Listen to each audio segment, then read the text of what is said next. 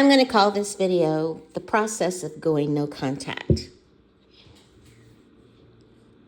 I will say that the process of going no contact will be different for each individual that goes no contact.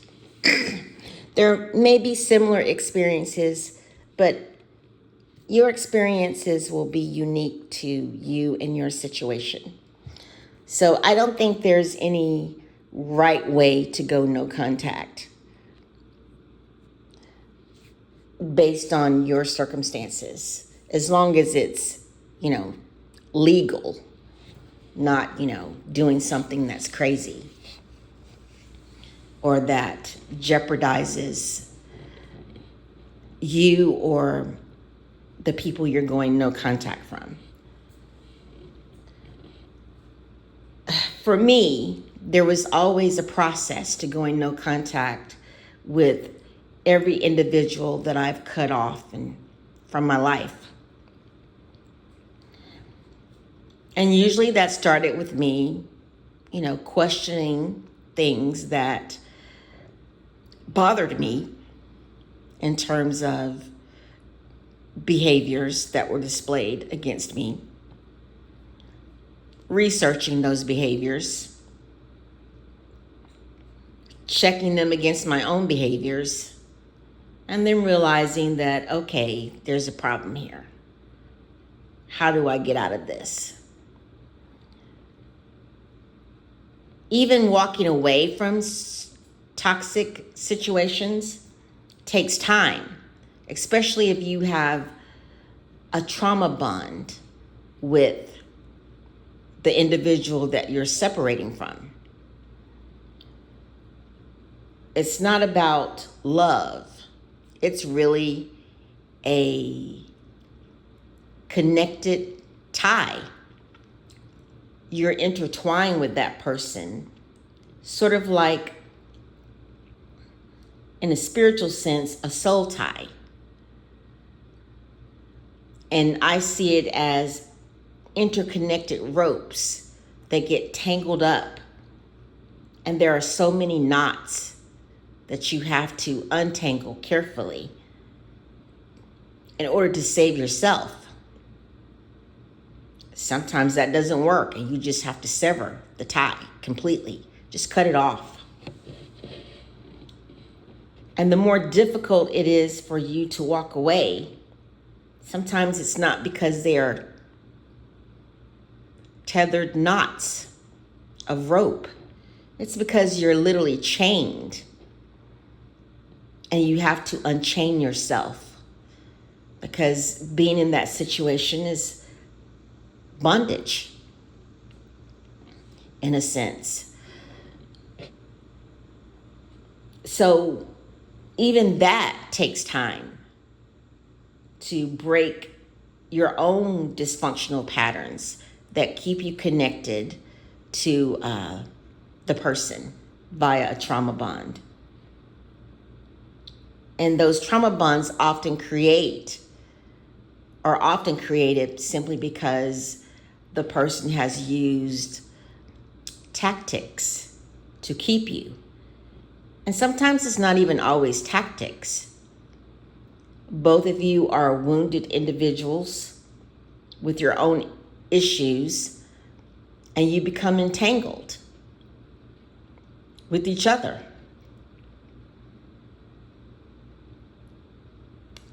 That happens a lot with siblings. You grow up together. Your wounds are entangled together. Even though you'd be in the same household and different events are happening to each of you individually, you're somehow enmeshed within each other. And sometimes breaking away from the person, depending on the individual,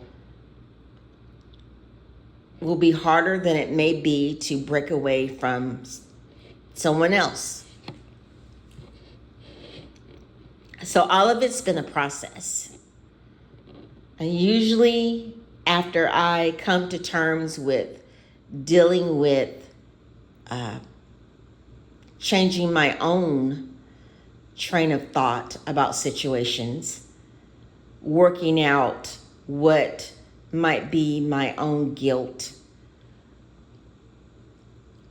or ritualistic ties to the person, because sometimes you feel bound by tradition. Well, this is the way it's always been, until you realize this is not the way it's supposed to be. And sometimes it's based on your dysfunctional system that you're accustomed to, that you don't want to hurt the person, not really considering the fact that what they're doing to you is hurting you. Or just being in a chained situation with others where you just don't fall out of line. You stay in the role that was designed for you. It's somewhat ritualistic, and it's a generational thing that continues. Whether you are connected to others through work environments, worship environments, home life, it's somewhat all the same. The patterns are the same. So basically, the process that I know that I've been through when I've gone no contact with individuals is that there'll be that period of time where I'm agonizing within myself, walking away. And I may make attempts several times before I actually break free. And that process isn't always the same in length. Sometimes it takes me no thought at all to say, this is a done deal, and I just walk away. But I believe that the more intertwined your trauma bond is with an individual, the more difficult it might be for you to make a clean break. That has been my experience. But the process has been the same. Then there will be a period of time where I will feel detached. And I know slowly but surely the break is coming. And I will grow disillusioned with the person's behaviors and excuses. It's like the same old song over and over, repetitive cycle. Until I just realize, you know what? I'm not doing this anymore. But usually there's been a length of time where there's already been distance. For instance,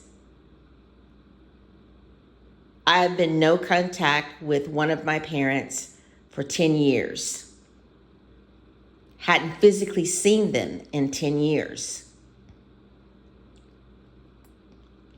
And in those 10 years, there would be times where I was forced into contact by a sibling, inadvertently putting me on the phone with that person. So I would have to go no contact with the sibling to keep from there being drama.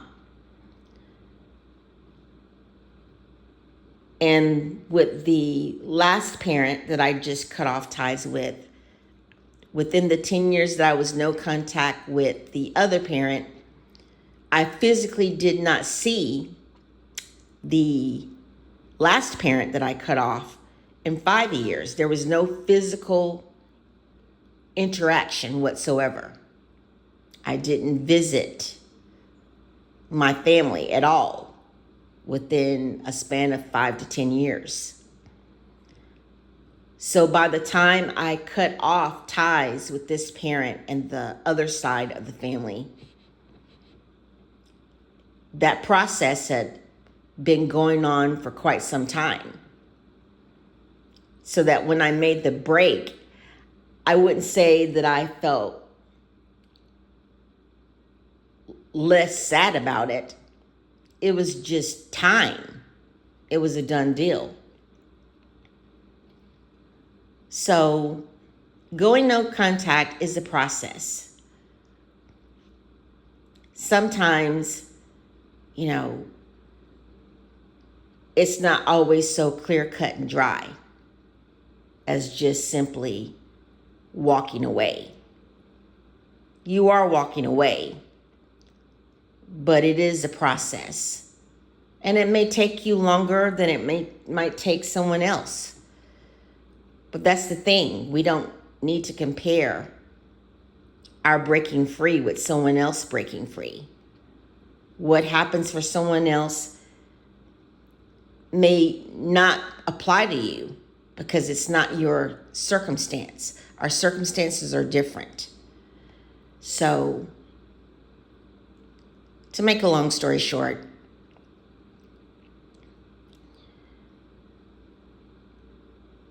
it's a process.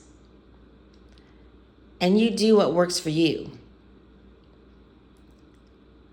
And to be honest, not every dysfunctional situation requires that you go no contact with your family, too.